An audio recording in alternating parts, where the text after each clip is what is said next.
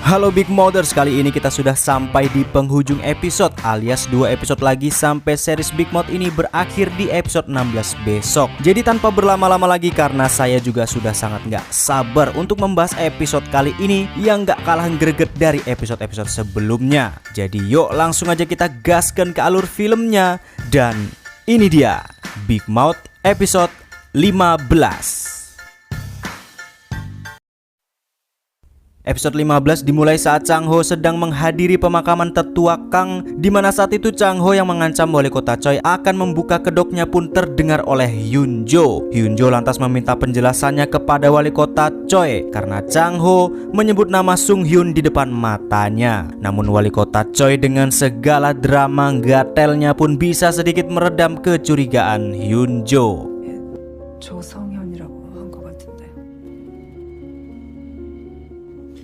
어르신 먼저 다 보내고.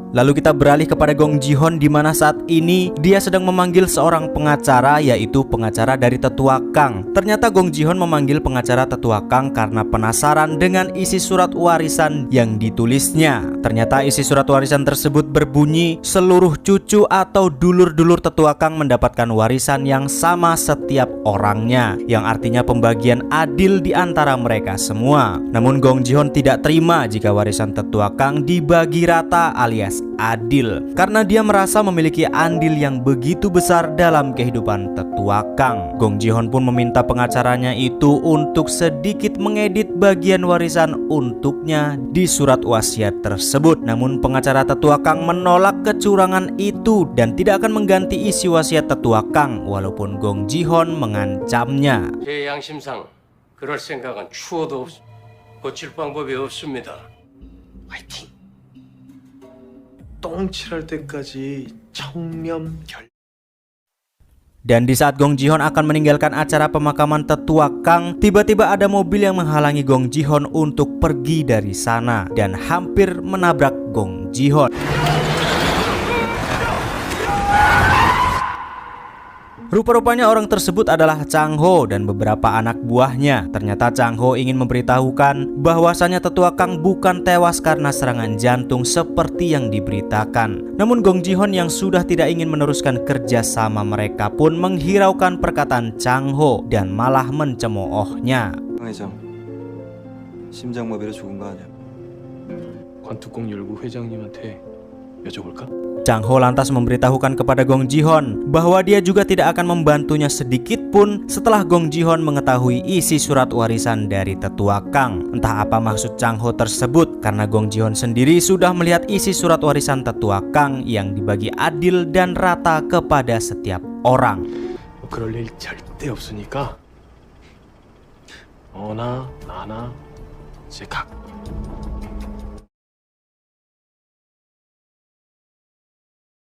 Singkat cerita, akhirnya pembacaan isi surat wasiat tetua Kang pun diumumkan. Namun ternyata pengacara tetua Kang bukanlah pengacara yang Gong Ji-hoon temui waktu lalu. Asisten tetua Kang berdalih bahwa tetua Kang telah menunjuk pengacara baru 1 minggu sebelum ia meninggal dan mengganti isi surat wasiat tersebut. 돌아가시기 일주일 전에 회장님께서 위원장을 바꾸셨습니다. 변호사가 아니라 저 사람이 법률 대리인이라. Dan alangkah terkejutnya mereka semua setelah isi surat wasiat tersebut dibacakan. Ternyata hampir seluruh benda dan properti yang dimiliki oleh tetua Kang dilimpahkan kepada Hyun Jo dan wali kota Choi. Ternyata inilah maksud dari Chang Ho kepada Gong Ji-hoon waktu lalu.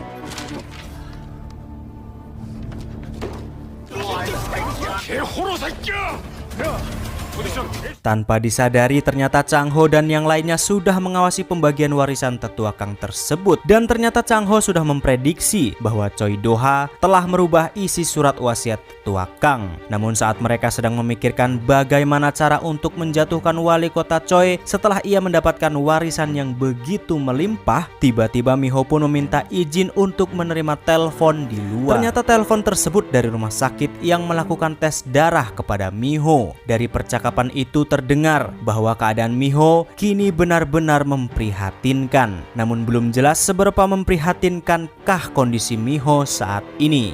Yang jelas Mi-ho bahkan menyembunyikan keadaannya tersebut kepada semua orang. 누구 전화인데? 아니야, 내가 그냥 갔다 오면 돼. 관리실 아저씨. 집에 택배가 왔... 큰일이라도 났다고.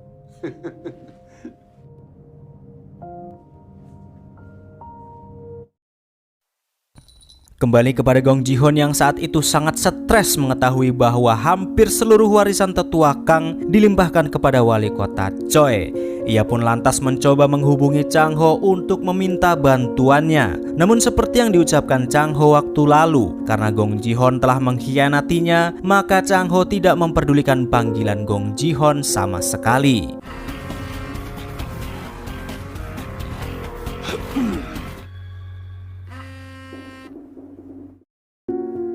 Karena Chang-ho tidak mau menerima telepon darinya, lantas Gong Ji-hoon pun mendatangi kantor Chang-ho untuk meminta bantuannya secara langsung. Bahkan Gong Ji-hoon sampai memohon-mohon dan bersedia bertekuk lutut di hadapan Chang-ho karena dia sangat membutuhkan bantuannya. 우리 저기 조용한 데 가서 내가 혈서 쓸. 내 무릎은 안 보고 싶어. Tidak tega dengan Gong Ji-hoon, akhirnya Chang-ho pun memberitahukan semuanya kepada Gong Ji-hoon. Dari identitas wali kota Choi yang ternyata adalah Sung Hyun, kematian tetua Kang yang dimanipulasi olehnya, dan juga isi surat warisan yang ia rubah setelah meninggalnya tetua Kang. Lantas Chang-ho pun mengajukan kerjasamanya kembali kepada Gong Ji-hoon jika ia mau mengambil seluruh warisan tersebut dan membongkar seluruh kedok wali kota Choi, maka Gong Ji-hoon harus bisa memenangkan Chang-ho sebagai wali kota Gucheon selanjutnya. 편법 없이 법과 정의만으로도 내가 시장만 되면부터 선거 전이야. 니들이 날 도와. 악물고 반기를 들겠지. Beralih kepada wali kota Choi alias Sung Hyun yang saat itu masih membohongi Hyunjo dengan semua kata-kata manis dan busuknya. Ternyata wali kota Choi menyadari bahwa Chang-ho akan menjadi ancaman jika ia berhasil menjadi wali kota Gucheon selanjutnya. Maka dari itu, Choi Do-ha alias Sung Hyun memutuskan untuk kembali mencalonkan diri sebagai wali kota Gucheon untuk bisa menyingkirkan Chang-ho. 국회의원 출마 대신 시장 선거에 나가려고. 자기 하고 싶은 대로 다 해. 그거 지켜달라는 거야. 하여튼 난 따를 거니까. Beralih kepada Miho yang saat itu sedang berada di rumah sakit untuk melakukan ronsen dan pemeriksaan lanjut mengenai kondisinya saat ini. Setelah diperiksa dengan seksama, ternyata Miho harus menerima kenyataan yang begitu pahit bahwa Miho kini mengidap penyakit limfoma. Limfoma adalah sejenis penyakit kanker yang sangat mematikan. Bahkan kanker Miho tersebut kini sudah di stadium 4 akut. Miho pun mau tidak mau harus menerima kenyataan pahit tersebut bahwa usianya kini sudah tidak lama lagi. 급성 림프종 말기예요. 단단히 마음의 준비를 하시는 게 좋을 것 같습니다. 항암 치료가 필요하니까. Tanpa memberitahukan kondisinya tersebut kepada siapapun, lantas Miho ikut merayakan keberhasilan Chang-ho menjadi peringkat 3 teratas sebagai kandidat wali kota Gucheon. Sambil menahan kesedihannya, Miho mulai memandangi wajah orang-orang tercinta yang ada di hidupnya, dari suaminya Chang-ho, ayahnya, dan semua sahabat-sahabat Chang-ho yang ada di sana. Momen-momen terakhir ini dikenang Miho karena dia tahu bahwa hidupnya hanya tinggal sebentar lagi. Sepertinya Miho tidak ingin ada penyesalan jika sewaktu-waktu ia harus meninggalkan mereka semua.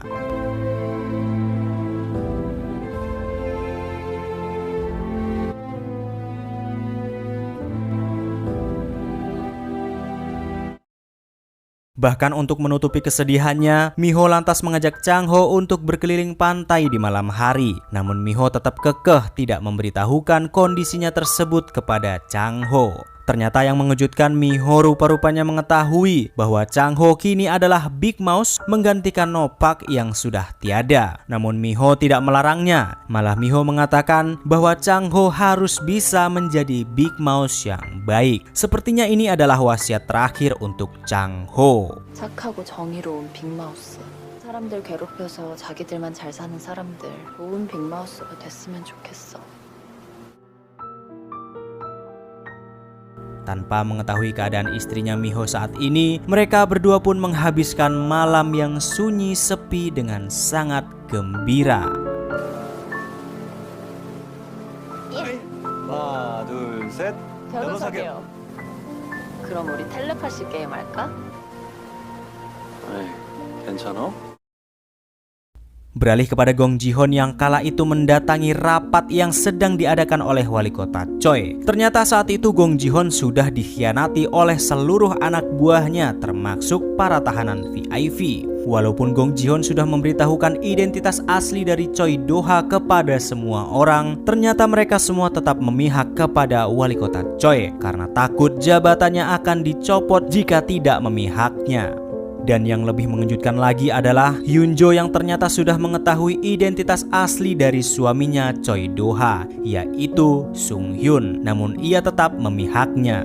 Rupa-rupanya Choi Do-ha sudah memberitahukan kebenaran tersebut secara langsung kepada Hyun-jo, namun dengan versi yang berbeda. Rupa-rupanya wali kota Choi sedikit memberi bumbu-bumbu kesedihan di balik identitasnya tersebut dengan mengatakan bahwa tetua Kang juga mengetahui identitas aslinya sebagai Sung Hyun. Maka dari itu, tetua Kang memberikan hampir seluruh warisannya kepada Choi Do-ha. 네가 없어질까 봐 무서웠어.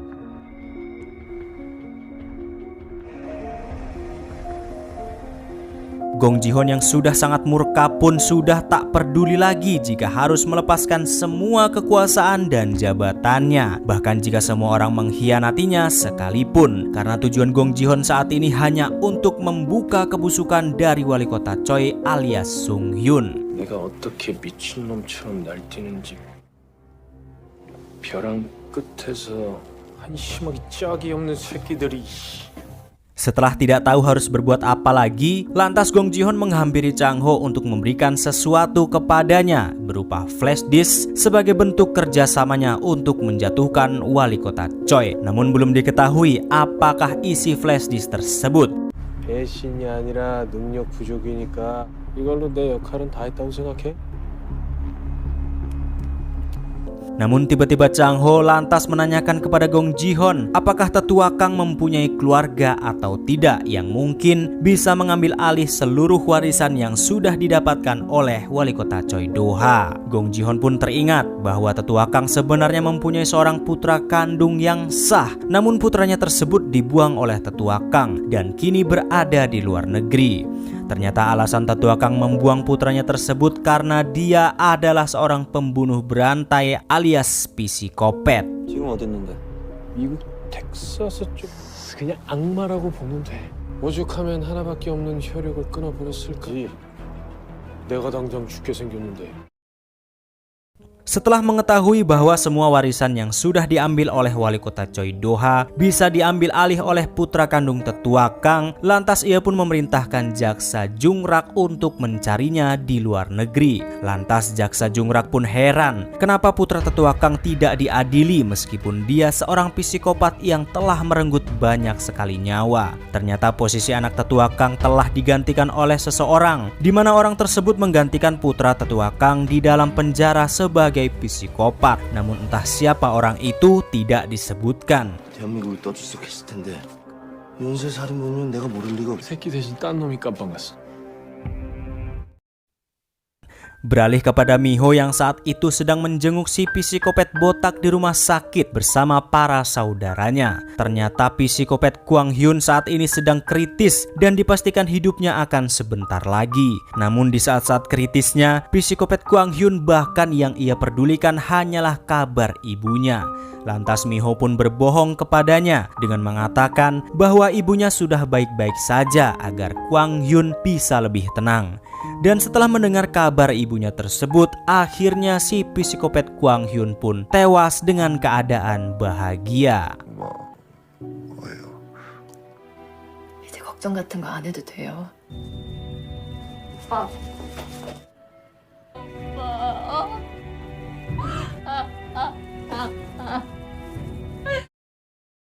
Setelah Kwang Hyun meninggal, adiknya lantas memberitahukan sesuatu yang sangat mengejutkan, yaitu ternyata selama ini Kwang Hyun bukanlah seorang psikopat. Ternyata selama ini dia hanya menggantikan posisi seorang psikopat kaya raya di dalam penjara. Kwang Hyun bersedia melakukan semua itu karena dijanjikan seluruh pengobatan ibunya hingga sembuh akan dibiayai oleh keluarga psikopat yang asli. Namun ternyata semua itu hanyalah omong kosong. Dan di sini kita mengetahui bahwa orang yang menggantikan posisi putra tetua Kang selama ini di dalam penjara adalah Kwang Hyun. 연쇄살인범 아니에요. 새끼 대신 딴 놈이 깜빵 갔어.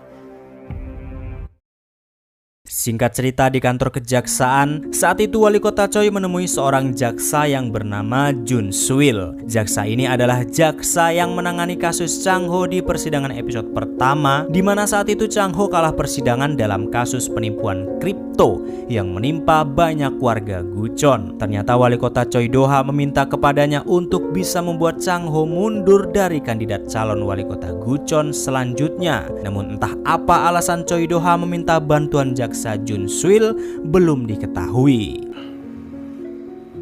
뭘 하면 되겠습니까? Ternyata rencana wali kota Choi memaksa mundur Chang Ho adalah dengan membuat jaksa Jun Suil menebar fitnah, di mana saat itu dia mengatakan bahwa Chang Ho telah menerima bagian suap uang para nasabah kripto sebesar 5 miliar won dengan syarat harus mengalah dalam persidangan waktu lalu. 박창호 후보에 대한 논란은 여기서 끝. 10억을 전달했다고 자백했습니다.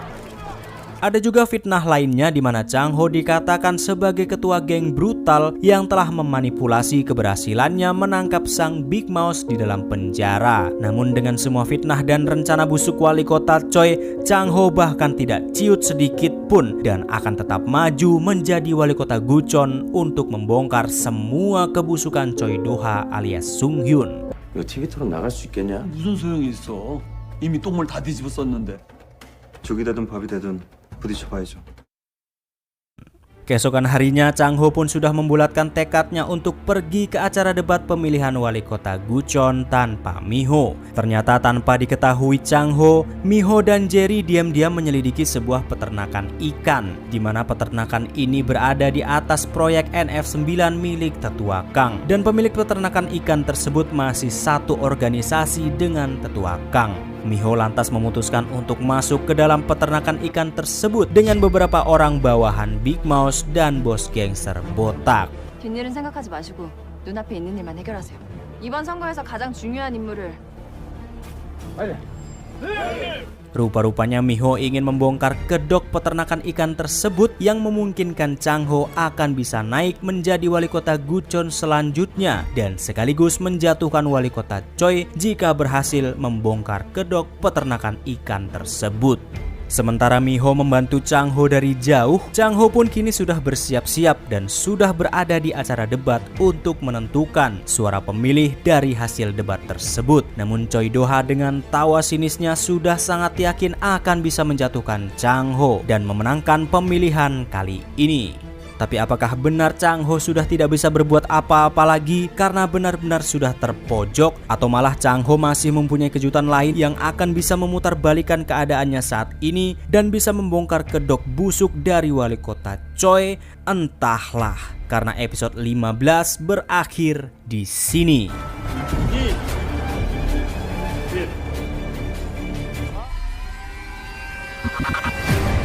Dan itu dia episode 15 untuk minggu ini. Saya sendiri semakin gak sabar apakah Chang Ho punya kartu andalan lain untuk menghadapi wali kota Choi agar bisa membongkar semua kebusukannya selama ini.